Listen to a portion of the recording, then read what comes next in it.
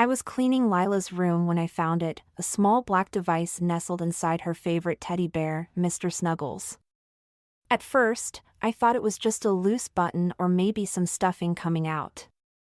But when I pulled at the tiny black speck, a wire came with it. My hands trembled as I examined the device, a miniature microphone, professionally made, deliberately planted. My name is Aubrey, and until this moment, I thought I knew what betrayal felt like. I was wrong. Mommy, is Mr. Snuggles okay? Lila stood in the doorway, her 9-year-old face pinched with concern. I quickly tucked the microphone into my pocket, forcing a smile. Just fixing a loose seam, sweetie. He'll be good as new. She nodded, relief washing over her features. Can I take him to Grandma Martha's tomorrow? She said she'd teach me how to make chocolate chip cookies. My stomach clenched. Martha. Of course it was Martha. Who else would go this far? Who else would violate our privacy, our home, our daughter's innocence? Actually, honey, I think we should postpone the visit. Mr. Snuggles needs surgery. The lie tasted bitter on my tongue, but it was better than the truth. But Grandma's expecting me. Lila's lower lip trembled. I know, I'll call her myself. I pulled Lila close, breathing in the sweet scent of her strawberry shampoo. Why don't you go finish your homework? I'll bring Mr. Snuggles down when he's all fixed up. Once Lila left, I methodically took apart the teddy bear, searching for more devices. There weren't any, but that didn't make me feel better. If Martha had planted one here, where else had she invaded our lives? I heard the front door open. Nathan was home. My husband's footsteps echoed through the house, followed by his usual call, anyone home? Upstairs, I responded, my voice steadier than I felt. He appeared in the doorway, loosening his tie. His smile faltered when he saw the dismembered teddy bear. What happened here? I held up the microphone. Your mother happened. What are you talking about? He stepped closer, frowning. That could be anything. Where did you find it? Inside our daughter's teddy bear, Nathan. The one your mother gave her for her birthday. He took the device, turning it over in his hands. You can't just assume. Who else would do this? I stood up, anger finally breaking through my shock. Who else has been trying to control our lives since the day we got married? Keep your voice down, Nathan hissed, glancing toward the hallway. Lila will hear you. Like someone hasn't been hearing everything already? I snatched the microphone back. Your mother crossed a line, Nathan. She's been crossing lines for years, but this? This is illegal. He ran a hand through his hair, a gesture I once found endearing. Now it just seemed weak. You need to calm down. There has to be a reasonable explanation. Reasonable? I laughed, but there was no humor in it. Tell me what's reasonable about bugging our 9-year-old's bedroom. We don't know it was her. Then who? He had no answer for that. Of course he didn't. We both knew the truth, but only one of us was willing to face it. I gathered the pieces of Mr. Snuggles, my mind already racing ahead. If Martha had gone this far, what else had she done? What else was she capable of? I'm calling my father, I said quietly. Aubrey, don't. He's a lawyer, Nathan. And right now, I need someone on my side. I pushed past him, still clutching the violated teddy bear.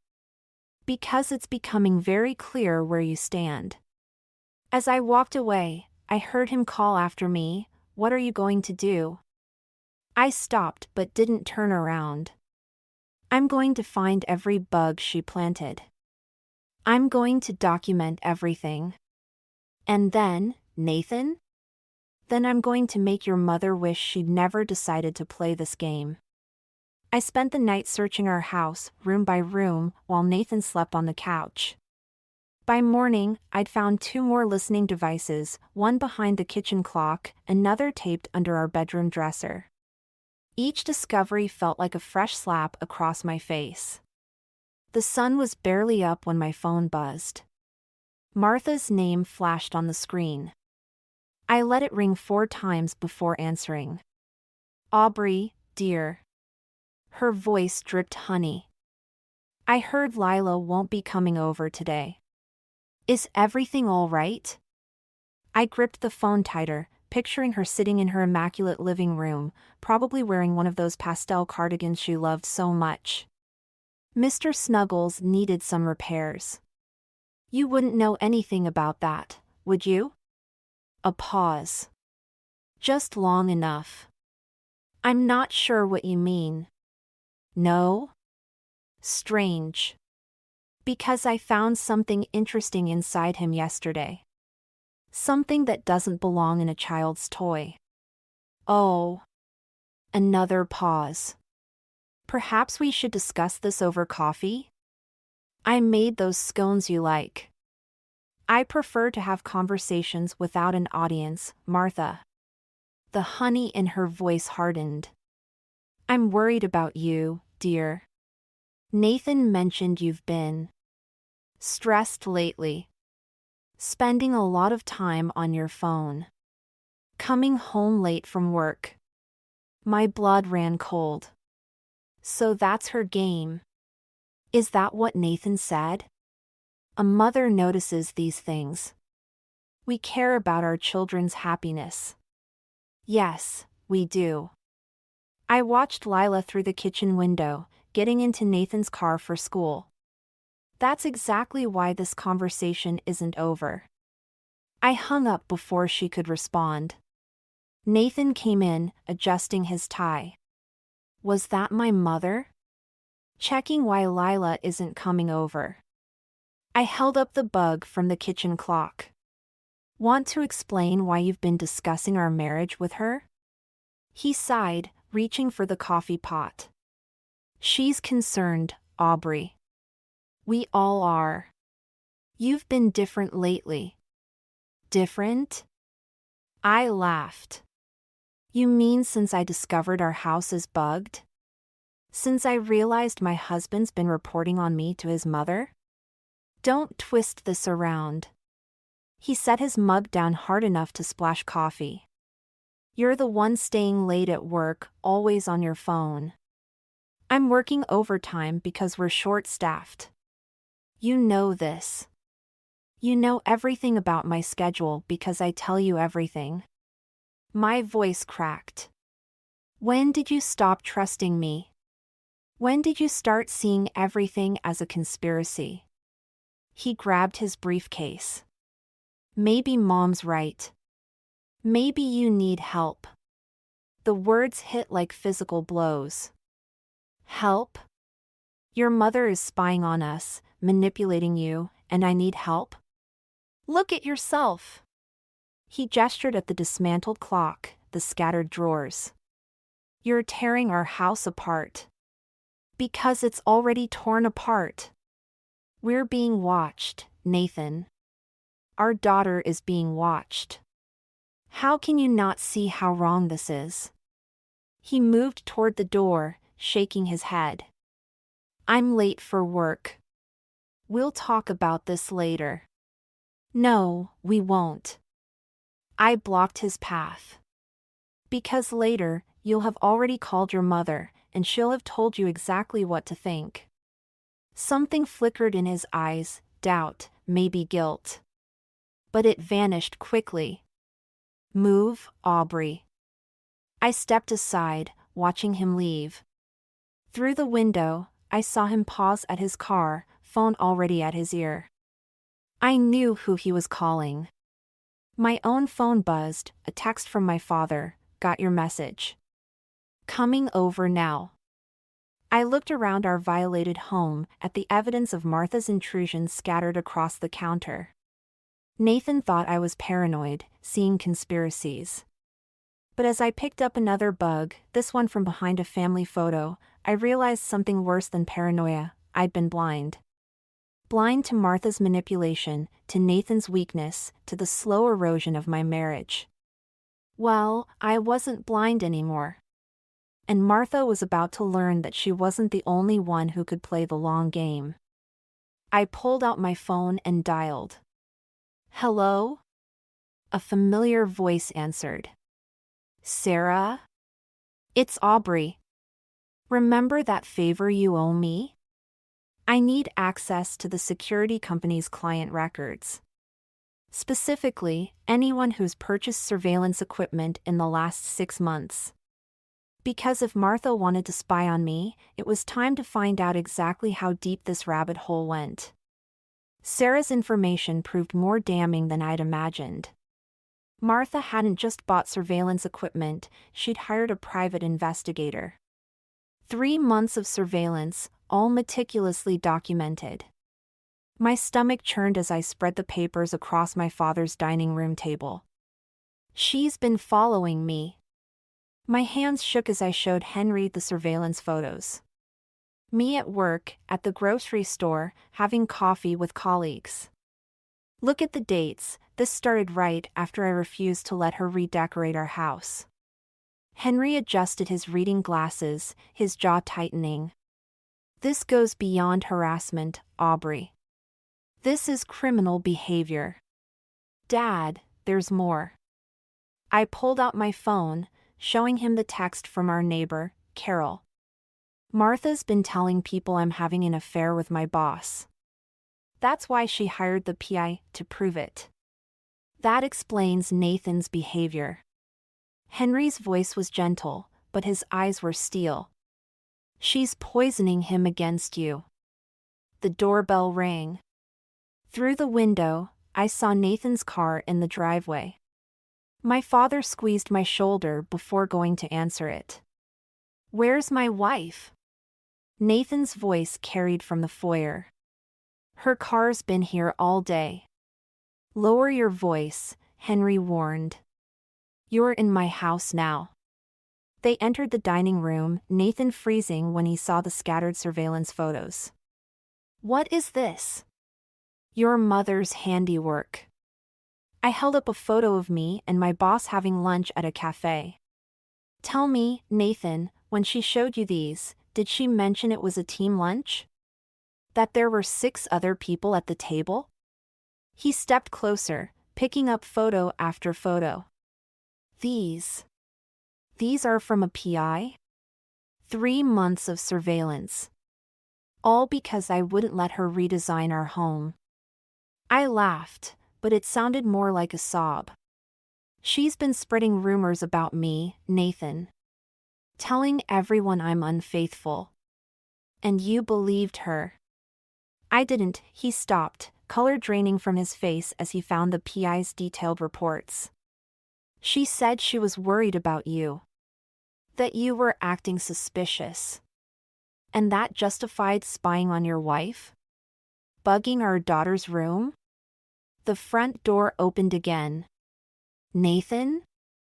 Are you here?" Martha's voice, sickeningly sweet. "In here, Mother." Nathan's voice cracked on the word. She appeared in the doorway, perfectly coiffed in her pale blue sweater set. Her smile faltered when she saw the photos. "What's all this?" "Don't." Nathan held up a hand. "Just don't." "Darling, I can explain." "Explain what?" I stood, fury burning away my fear. "How you hired someone to follow me. How you planted listening devices in my home. How you've been telling everyone I'm cheating on your son." I was protecting my family. Her mask slipped, revealing something ugly beneath. "You've never been good enough for Nathan."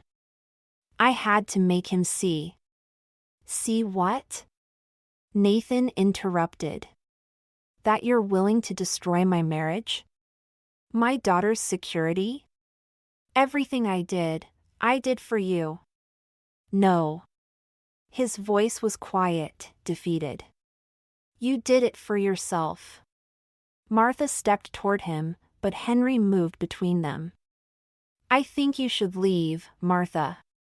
Unless you prefer to explain your actions to the police? She straightened, smoothing her sweater. You're all overreacting. Nathan, come with me. We'll discuss this at home. But Nathan wasn't looking at her. He was staring at a photo of Lila at school, clearly taken with a telephoto lens. You followed my daughter? Martha's composure cracked. I needed to know. Get out.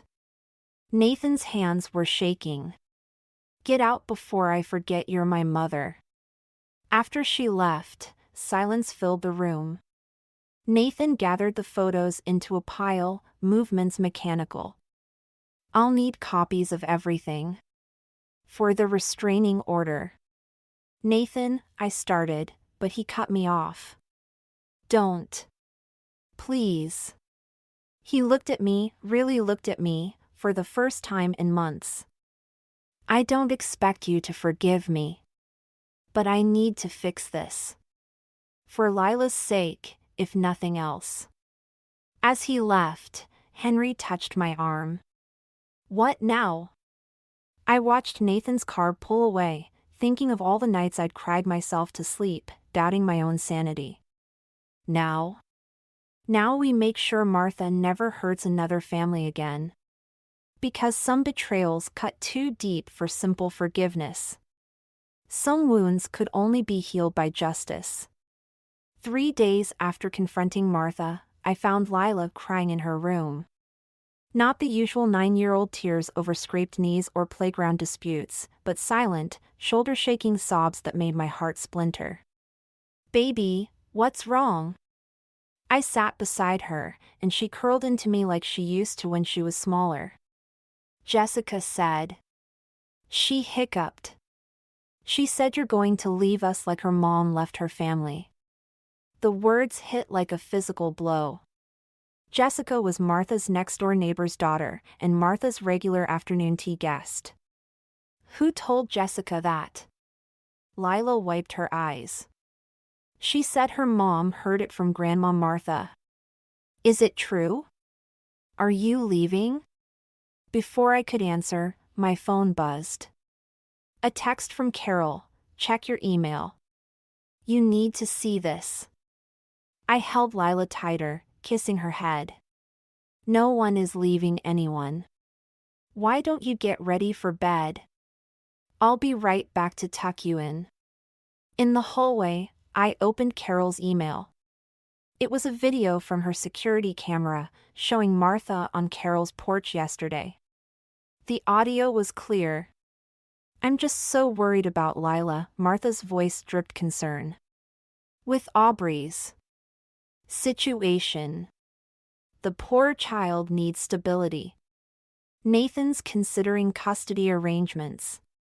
My hands shook so badly I nearly dropped the phone. She wasn't just spreading rumors anymore, she was laying groundwork. Building a case against me. The doorbell rang. Through the peephole, I saw Paul, my father-in-law, shifting nervously on the porch. In 15 years of marriage, he'd never once visited without Martha. I know it's late, he said when I opened the door. But we need to talk. He pulled out a manila envelope, hands trembling slightly. Martha doesn't know I found these. She's been planning this for months. Inside were printouts of emails between Martha and a family court lawyer discussing grounds for custody evaluation. Fabricated evidence of my instability. Witness statements, all from her coffee circle friends, about my concerning behavior. Why are you showing me this? My voice sounded distant, even to myself. Paul's shoulders sagged. Because I failed Nathan by enabling her all these years. I won't fail my granddaughter too. Dad? Lila appeared at the top of the stairs, clutching Mr. Snuggles. Grandpa Paul? Paul's face crumpled. Hello, sweetheart. Is everything okay? No. Nothing was okay. My mother-in-law was trying to take my daughter. My marriage was in shambles. And somewhere in this mess, I'd lost sight of what mattered most, protecting Lila from all of it. Everything's fine, I lied, forcing a smile. Grandpa Paul just needed to drop something off. Back to bed, honey. After she disappeared, Paul spoke quietly. Martha's having lunch with the lawyer tomorrow. Noon at Le Petit Bistro. I understood what he wasn't saying. He was giving me a chance to get ahead of this. Why now? I asked. After all these years of staying silent? He touched the family photo on our wall last Christmas, all of us smiling, pretending everything was perfect. Because Martha's convinced herself she's protecting our family. But she's destroying it instead. He headed for the door, then paused. Whatever you do next. I'll testify if you need me to. After he left, I called my father. Dad? Remember when you said this was becoming a legal matter? We need to move faster. What happened? I stared at the custody documents, at Martha's carefully constructed web of lies. She's trying to take Lila. Silence, then, I'll make some calls. But Aubrey? This ends tomorrow. One way or another. I hung up and went to check on Lila. She was asleep, clutching Mr. Snuggles, the bear that started all this. I touched the spot where I'd found the first listening device, remembering how angry I'd been. That anger felt quaint now, compared to the cold fury settling in my bones. Martha wanted a war? Fine. But she'd forgotten something crucial. A mother protecting her child was the most dangerous opponent of all. Tomorrow at noon, she'd learn exactly how dangerous I could be. Le Petit Bistro buzzed with lunchtime chatter, but I barely heard it over the blood rushing in my ears. From my corner table, I watched Martha and her lawyer through the decorative partition. Their voices carried just enough. The surveillance evidence is compelling, the lawyer said, shuffling papers. Combined with the neighbor testimonies. And the psychological evaluation? Martha's perfectly manicured nails drummed the table. Already arranged. Judge Harrison owes me a favor. I pressed record on my phone, hidden beneath my napkin. Henry sat beside me, his presence steady and grounding. The restraining order complicates things, Martha continued. Nathan's weakness. Temporary setback, the lawyer assured her. Once we present evidence of your daughter-in-law's instability. My phone buzzed. A text from Carol, Martha's friends are at your house. Something about collecting evidence. The room tilted. I showed Henry the message. Go, he whispered. I'll handle things here. I was halfway to my car when Nathan called. Why is my mother's bridge club going through our house? You tell me. I gunned the engine. You gave them a key, didn't you? Silence. Then, they said they were dropping off casseroles. Because you've been struggling. Struggling? I laughed, harsh and broken. Your mother's at lunch with a lawyer right now, planning to take Lila from us. And you're still believing her lies? What lawyer? What are you? Ask your father. I hung up as I turned onto our street. For cars lined the curb, Martha's faithful followers, no doubt documenting my unstable home environment. They scattered like roaches when I burst through the door. Sandra, Martha's best friend, clutched a notebook. Patricia stood by the stairs, photographing something with her phone.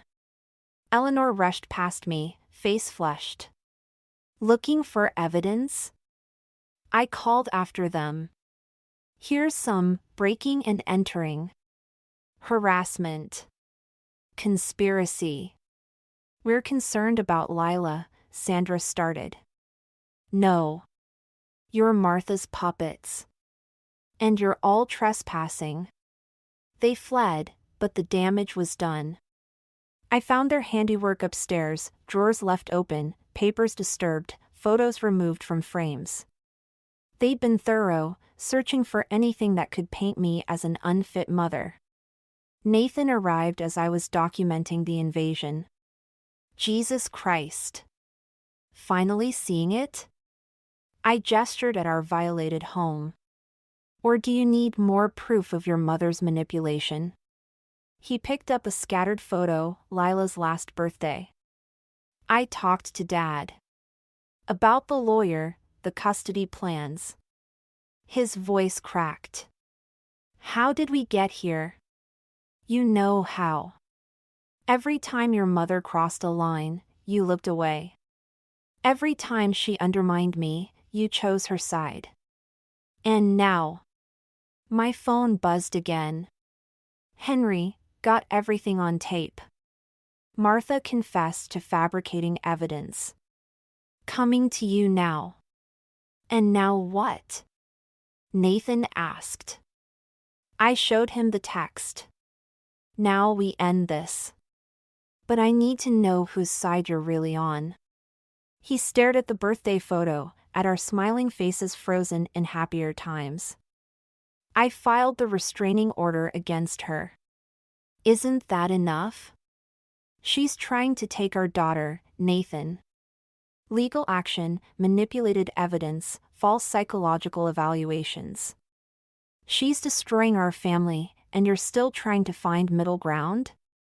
His phone chimed, probably Martha, spinning more lies. He ignored it. What do you need me to do?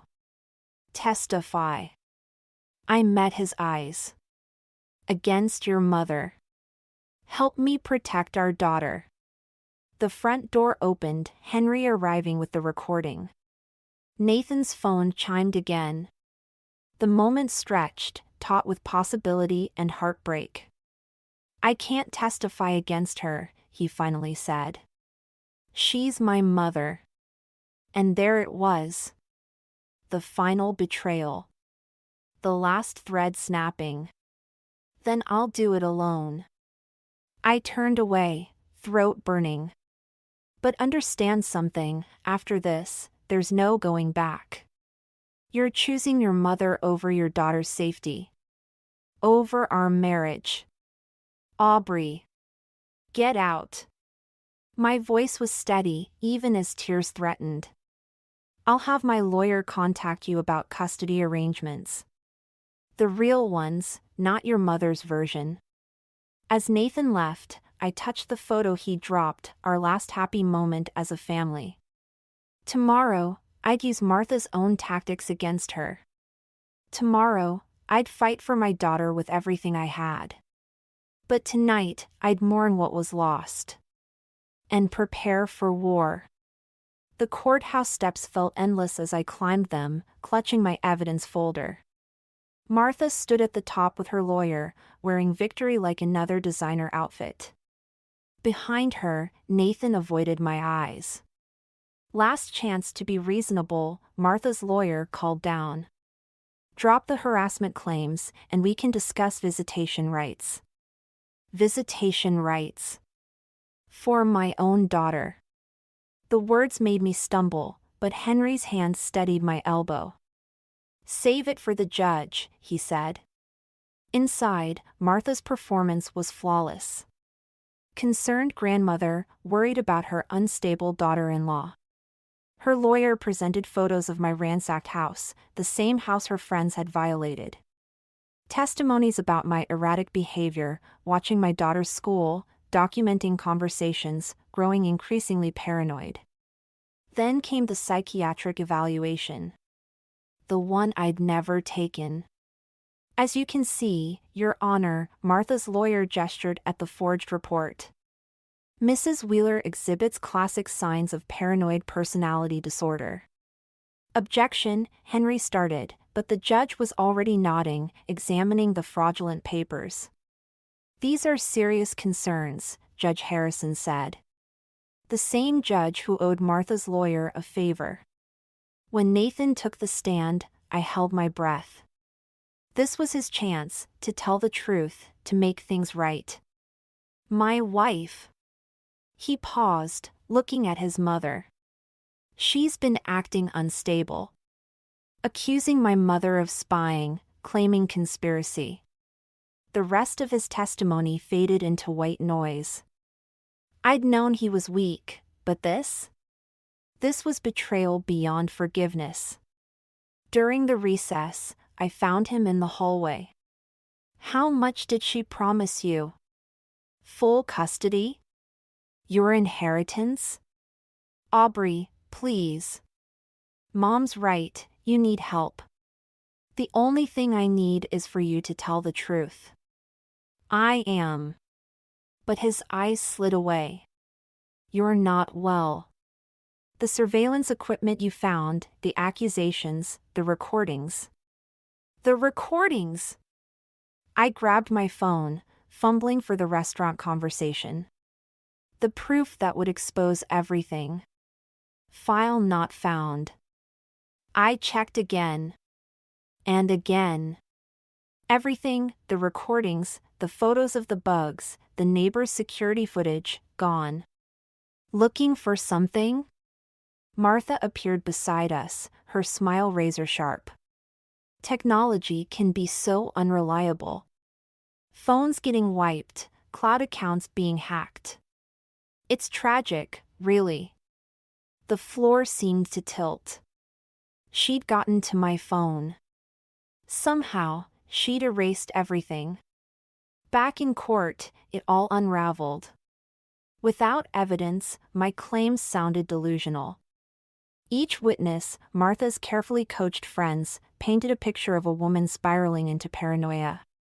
Given the evidence presented, Judge Harrison intoned, I'm granting temporary custody to the father, with supervised visitation for Mrs. Wheeler. Pending completion of psychiatric evaluation and treatment. The words hit like physical blows. Temporary custody. Supervised visitation. For my own daughter. Additionally, a restraining order will be issued, preventing Mrs. Wheeler from coming within 500 feet of her mother-in-law. Martha's smile widened. She'd won. Completely. In the courthouse bathroom, I splashed water on my face, trying to breathe. The door opened, Martha, coming to gloat. I want you to understand something, she said, checking her lipstick in the mirror. This was never about Lila. This was about Nathan. About family loyalty. Loyalty? My laugh sounded hysterical even to me. You destroyed your son's marriage. You're traumatizing your granddaughter. I'm protecting them. From you. She turned, mask dropping. You were never good enough for my son. Never part of this family. Now everyone sees what I've always known, you're unstable. Dangerous. The truth will come out. What truth? Your evidence is gone. Your credibility is shot. Even Nathan thinks you're losing your mind. She patted my cheek. Take the psychiatric help, dear. It's your only chance to see Lila again. She left me there, gripping the sink, watching my world crumble in the mirror. Outside, Lila would be waiting. My daughter, who I couldn't hug without supervision. Who would be told her mother was sick, dangerous, crazy. My phone buzzed, a text from an unknown number, need help? Tomorrow, 10 a.m., Carter Park. Come alone. I stared at the message, remembering Martha's smirk, Nathan's betrayal, the judge's condemning words. I had nothing left to lose. Sometimes, rock bottom is where you find your strength. Or where you completely shatter. Tomorrow would decide which. Carter Park was empty at 10 a.m. except for a familiar figure on a bench, Paul, my father-in-law, looking older than I'd ever seen him. I made copies, he said without preamble, holding out a USB drive. Of everything. Martha's emails, bank records, the surveillance equipment purchases. Even the payment to the judge. My hands shook as I took it. Why now?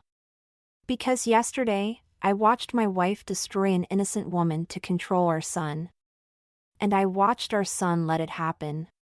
A car door slammed nearby. Martha strode across the park, face twisted with rage. Paul! What are you doing? He stood, shoulders straight. What I should have done years ago. You're betraying your family? She reached for the USB drive, but I stepped back. Family? Paul's voice cracked.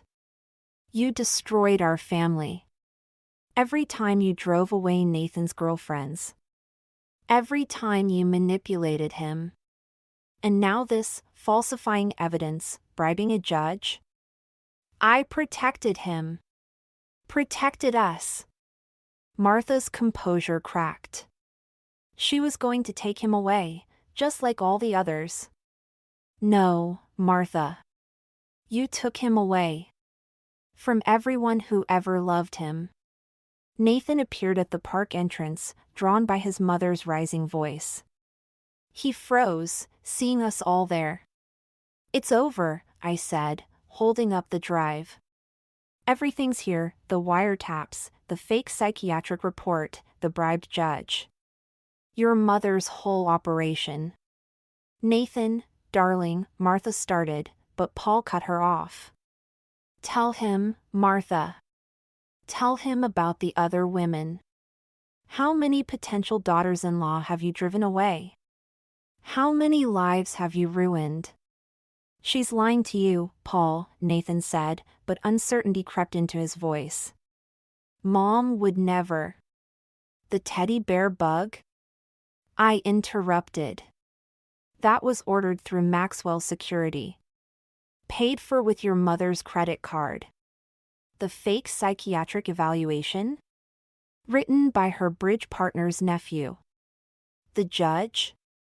Received a generous donation to his re-election campaign 3 days before our hearing. Martha lunged for the drive. I dodged, and she stumbled, mask finally shattering completely. You ungrateful bitch. After everything I've done for this family. Done for this family? Paul's quiet voice cut through her rage. You mean like having our son's college girlfriend committed to a psychiatric facility? Or spreading rumors about his law school sweetheart until she left the state? Nathan staggered like he'd been hit. What? Sarah Martinez, Paul continued. Rebecca Chen. And now Aubrey. All unstable. All dangerous. All driven away because they threatened your control. I did it for you. Martha grabbed Nathan's arm. They weren't good enough. None of them understood family loyalty like we do. Loyalty? Nathan pulled away. You made me think my wife was crazy. You tried to take my daughter away. To protect you.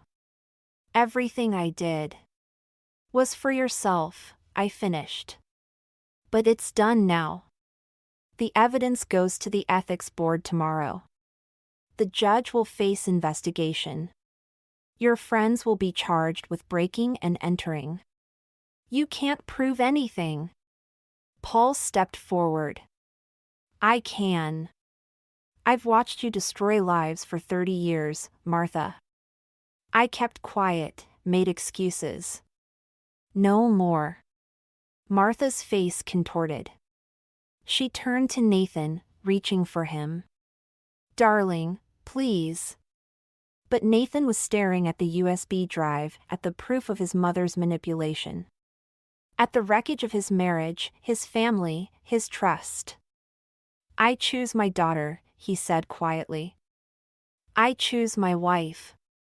Martha crumpled, decades of control slipping away. But I felt no satisfaction, no triumph.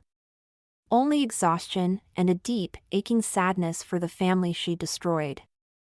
"The restraining order stays," I told her. "But this time, it's real. Stay away from my daughter. Stay away from my family." As we left the park, Paul to his car, Nathan to his mother's side despite everything, I realized something. Revenge wasn't about destroying your enemy. Sometimes, it was about finally breaking free. Tomorrow, I'd rebuild my life. But today, watching Martha sob on a park bench, I understood that she'd lost far more than I ever could have taken from her. She'd lost everything. And she had no one to blame but herself. The judge's revised custody ruling sat unopened on my kitchen counter while Lila played in the backyard of our new home. Through the window, I watched her showing Mr. Snuggles, newly restored and bug-free, how to do cartwheels.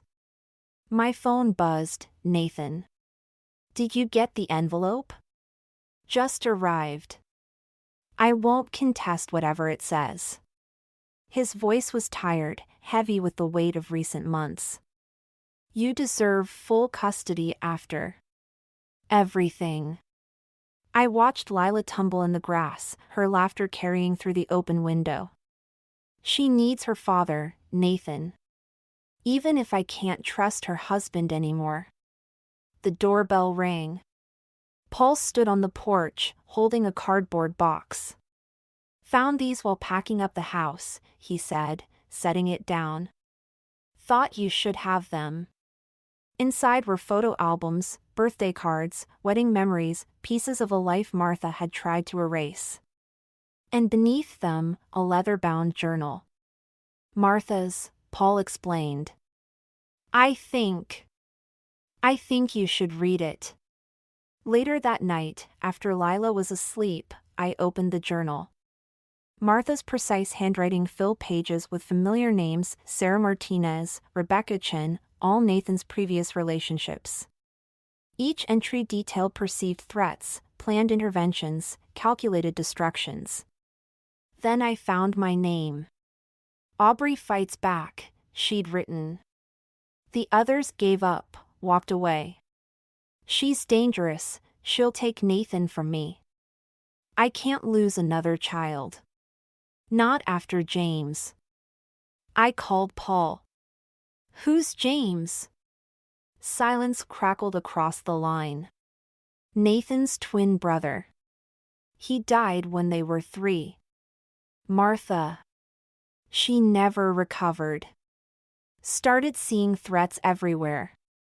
Became obsessed with controlling Nathan, protecting him.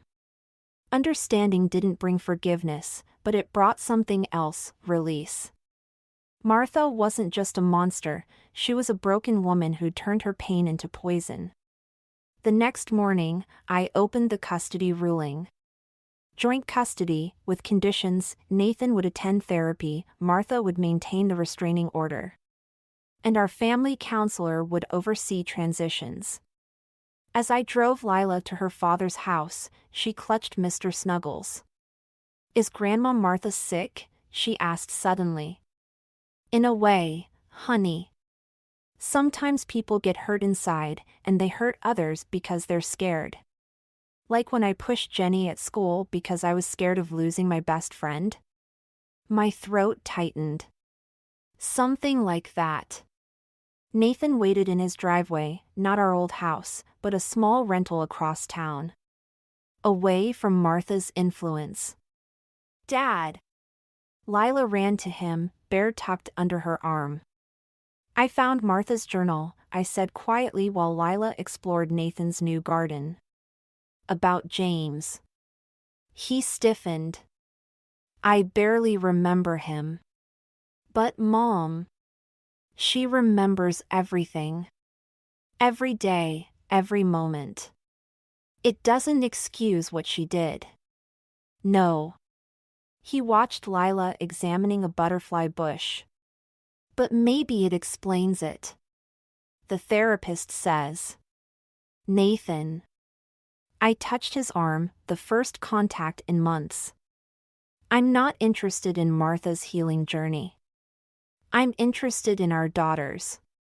He nodded, understanding the boundaries being drawn. She's lucky to have you as her mother. And her father, I added, surprising myself with the sincerity. When he remembers to be one. That evening, I sat in my new garden, reading Martha's journal one last time. Not for revenge or validation, but to understand the shape of the wound that had nearly destroyed my family. The last entry was recent. I see now what I've become. What I've lost. Nathan, James, everything. Perhaps this is my punishment, to finally recognize the monster in the mirror. I closed the journal and watched the sunset paint my garden gold. Tomorrow would bring new challenges, co-parenting with Nathan, helping Lila understand, building a life from the ashes of the old one. But tonight, I understood something vital. True justice isn't about making others suffer. It's about breaking cycles of pain before they poison another generation. I took Martha's journal inside, placing it on a high shelf. Not to keep, not to use, but to remember, sometimes the greatest victory is simply refusing to become what hurt you.